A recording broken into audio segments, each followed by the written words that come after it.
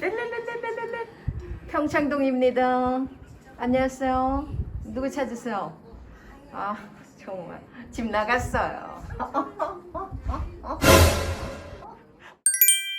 우아한 투머치 토커 푸민 오지라퍼. 야, 여름이다.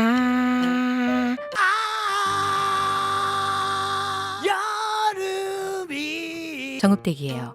정읍은 파도 끊임없이 나오는 맛집들 덕분에 정읍댁은 저의 의지와는 상관없이 하루하루 무럭무럭 뱃살과 턱살을 폭풍 성장시키고 있는데요.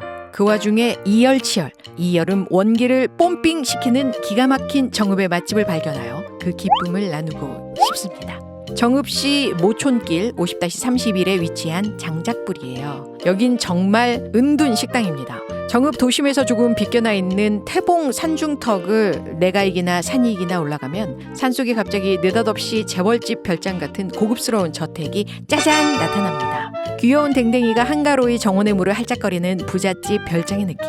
여기 식당 아니잖아요. 네, 식당 아니에요. 그냥 좋은 집이에요. 여기서 장작불을 떼서 진한 곰탕을 우려냅니다. 소머리 국밥과 청국장 비빔밥.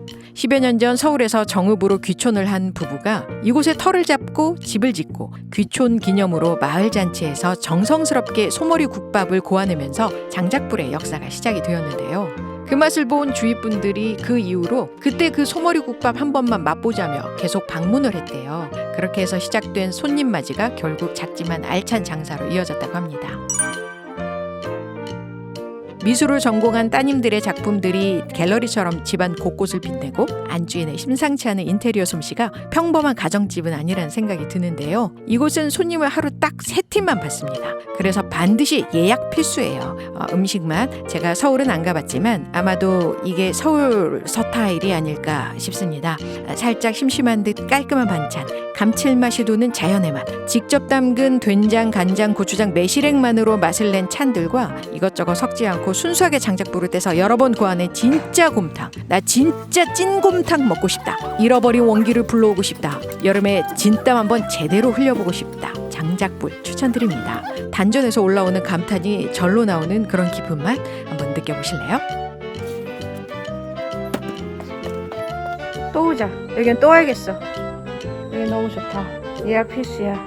아참 여러분, 그런데 장작불은 8월엔 쉽니다. 주인 어르신이 8월엔 휴가를 떠나세요.